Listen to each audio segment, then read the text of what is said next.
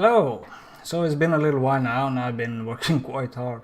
Sadly I lost a lot of footage in a Windows update, but I still wanted to talk about my progress. Around the Black Friday shopping madness, I got a hold of an extremely cheap MMO API. It's a sort of service side and a client connector for Unity, so one can make a MMO with most of the network stuff already made.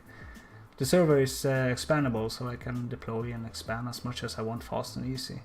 So the game transitioned to a MMO, and I am not yet entirely sure what it will become, but this is the sort of thing I can develop over time. I have moved some of the content I created in the last months in here, and I've created a lot more that I have not yet shown. The city you see in the background here is the main connector for players as they enter. It will hold a lot of NPC shops, crafting areas, and one part of the city is planned for player buildings and shops, so you can build your own house with chests and stuff you find in the world like trophies and furniture. The character you see here is a typical warrior tank with shield and offensive ability. I also made a gunner class to shoot rifles, and you can relate to it as a ranger class or a hunter or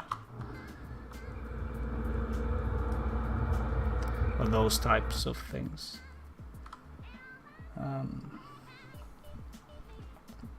The first dungeon planned there is supposed to hold some goblins of various types, with the first boss in the end like normal. It's a standard type of RPG MMO with a single player dungeon, but there will also be more challenging dungeons of the same type, so you can bring your friends to help and you get more and better loot.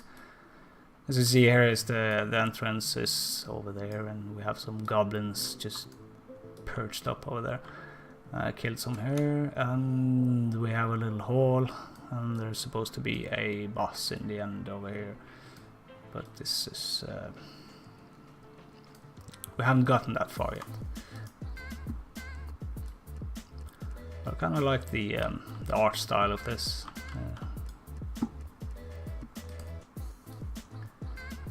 So the second type of area is a public one. This one is more of a modern look and will hold some army types of enemies and maybe some mechanicals that will spawn frequently. There will also be some quests, and it will hold some resources one can gather in the area. I also plan on doing some PvP here. The area is just one small lockdown isle, but there will also be larger areas in the future. It just takes longer to make. The engine has the potential to generate in infinite terrain, so I might add procedurally generated terrain and dungeons in the future. So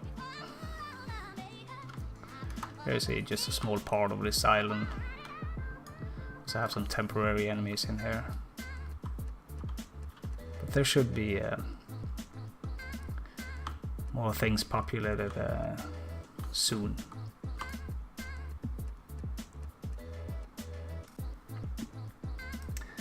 At the moment I'm not focusing on what I actually wanted to make, which is a defensive build type game, but I do plan on make that work in here. And that would make this a defensive RPG MMO, whatever that is. But we do already have the capability for both private instances and guild instances, so we might just see a guild hall that needs to be defended either by turrets, players, NPCs, or all of the above. So this has been quite a rant here now. I will just leave you with a recording that survived the Windows update. So have a good day, and remember to floss.